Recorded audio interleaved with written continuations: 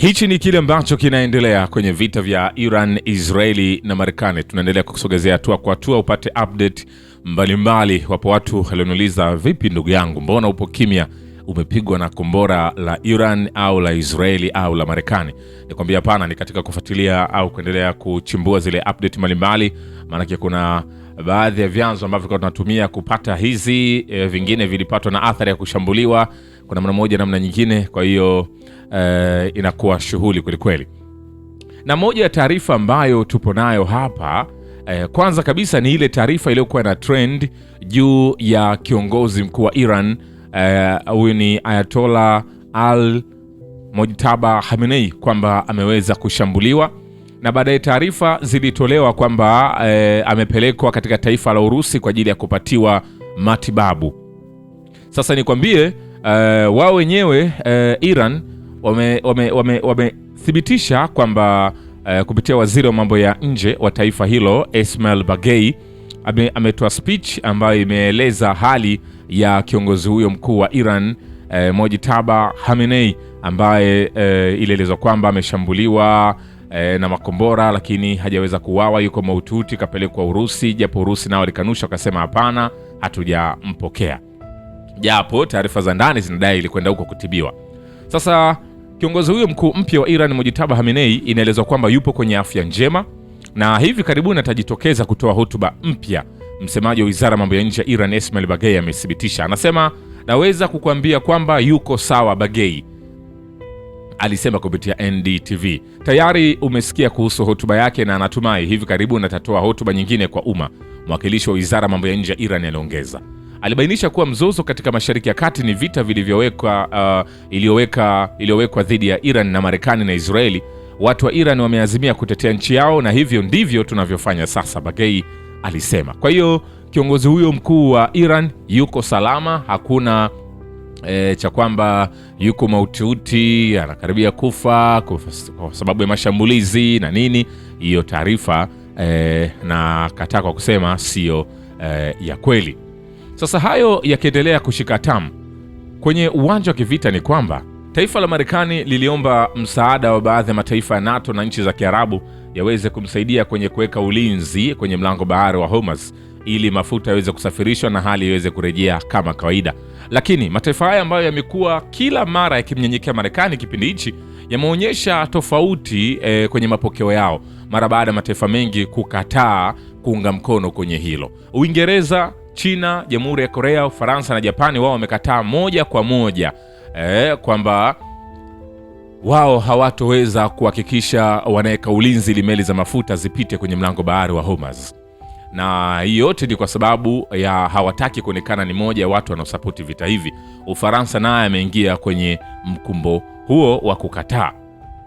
Kwa hiyo kiujumla ukitazama haya yote ni kuonyesha kwamba Marekani kile ambacho alikianzisha akimalize mwenyewe. Hakuna mtu ambaye anatamani kuchafua eneo lake. Na kwa sababu gani? Iran utaratibu wake ni ule ule. Wale ambao wanaonekana kusapoti Marekani kwa namna moja namna nyingine, basi Marekani wanapoonyesha kushambulia eneo lake au jambo lake lolote la Iran, basi Iran naye anashambulia kwenye taifa hilo. Sasa hakuna taifa ambalo kwa sasa lina bajeti ya kwanza kufanya marekebisho, kwa sababu mataifa mengi kwenye vita hivi vya Iran, Marekani na Israeli yalikuwa hayajajiandaa kibajeti, hayajajiandaa kwa ajili ya hasara na mambo mengine mbalimbali. Kwa hiyo mengi yanakuwa na hofu, tofauti na Marekani na Israeli, wao walijiandaa.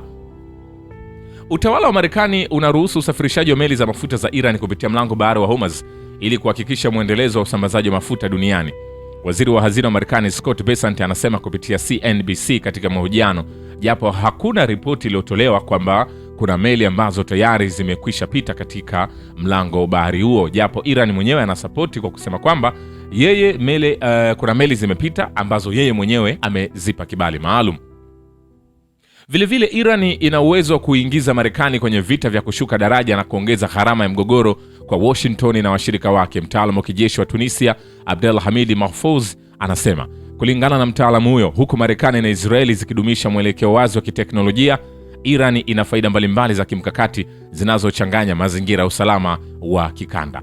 Iran inafaidika kutokana na ubora wa nambari na kijiografia, Mahfouz alieleza. Kwa idadi ya watu takriban milioni 90 na eneo kubwa na lenye aina mbalimbali, uharibifu kamili wa nchi hiyo hauwezekani.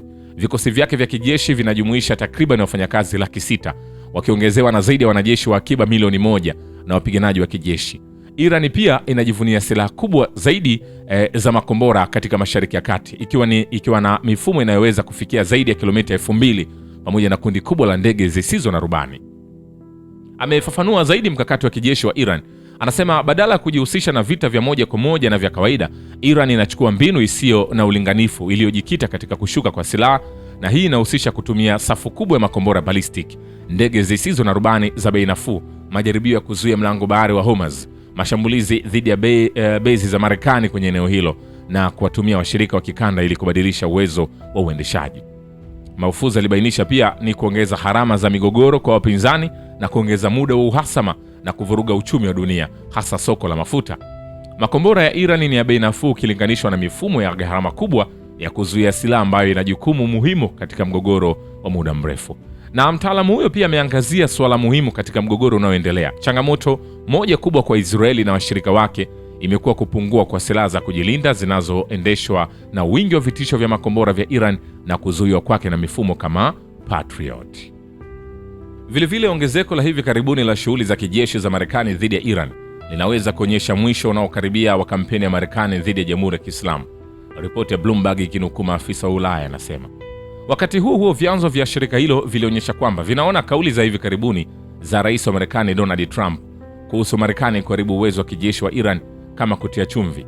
Wanaamini ikulu ya Marekani inatumia matamshi kama hayo kuweka msingi wa tangazo lijalo la mwisho wa kampeni ya kijeshi.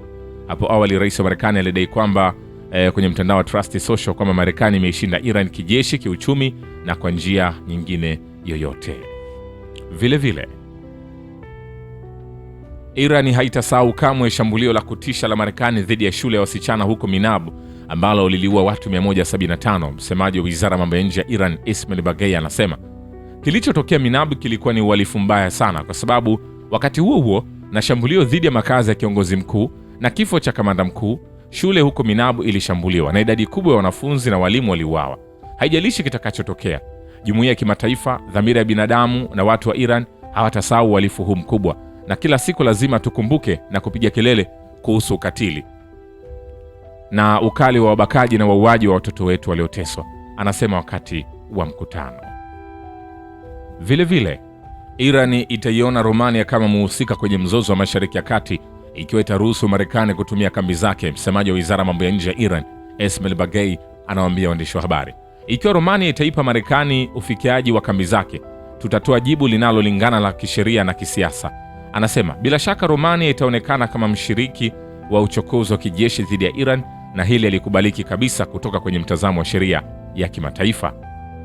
Hayo yakiendelea, rais wa Marekani Donald Trump anaweza kutuma meli za jeshi la wanamaji la Marekani kwenye Ghuba ya Uajemi ikiwa atathubutu. Jenerali Ali Mohammed Naini, msemaji wa kikosi cha walinzi wa mapinduzi ya Kiislamu jeshi la wasomi la Iran, anasema. Msemaji wa kikosi cha walinzi wa mapinduzi ya Kiislamu IRGC asema Marekani kama inathubutu kupitia rais wao Donald Trump watume meli za jeshi la wanamaji la Marekani kwenye Ghuba ya Uajemi.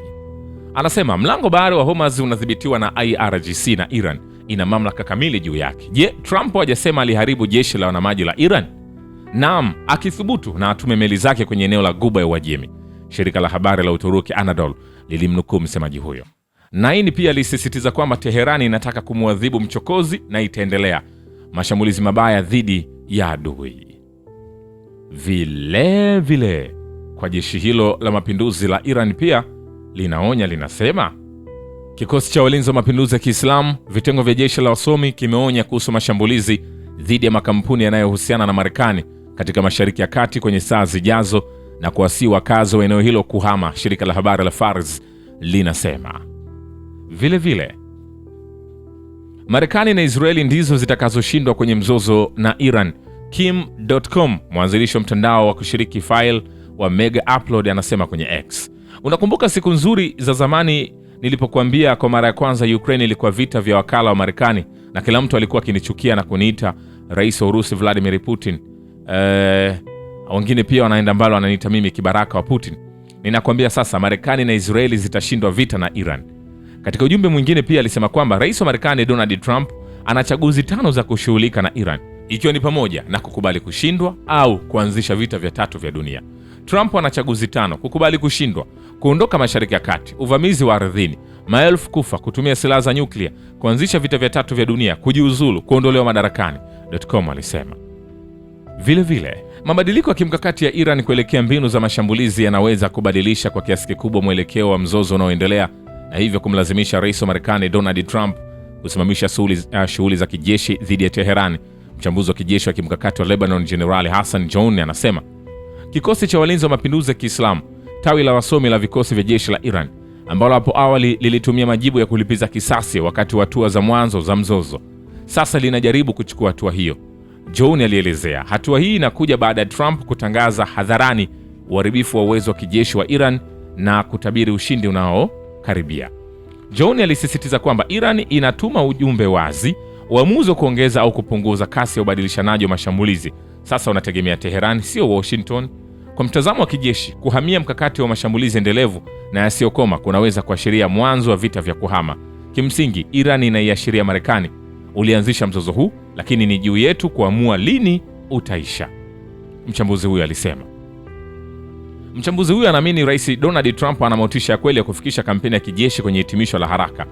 Anasema, nina shaka kubwa kwamba Trump anaweza kuishangaza dunia kwa kukomesha mzozo huu licha shinikizo kutoka kwa washirika wake, haswa Waziri Mkuu Benjamin Netanyahu ambaye anatetea kuangamizwa kabisa kwa Iran, Jouni alibainisha.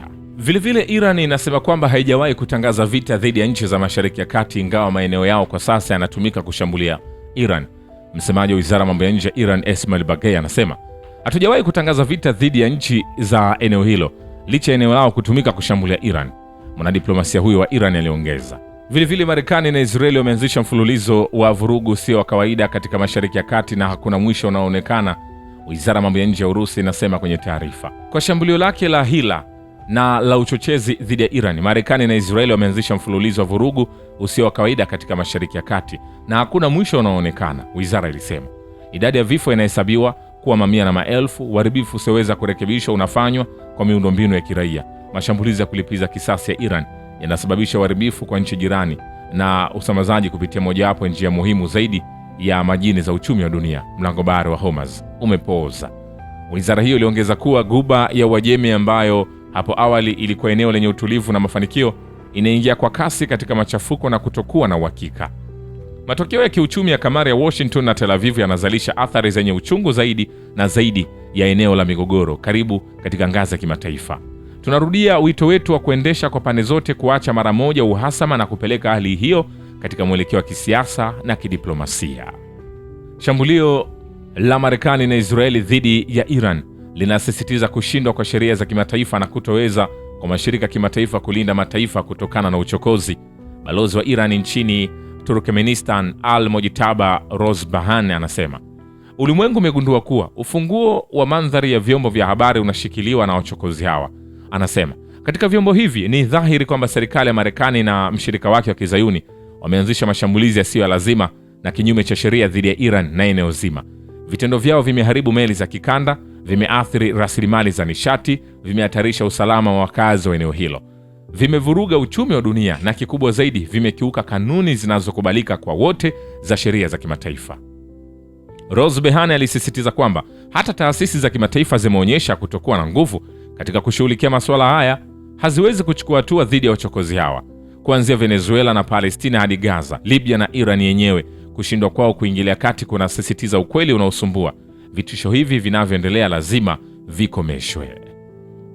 Shukran kwa Babu Kivita na Historia ya Dunia. Mimi ni Richard Shio, The Rich Voice. Ni follow Instagram na TikTok kama Rich Voice Official. Asante.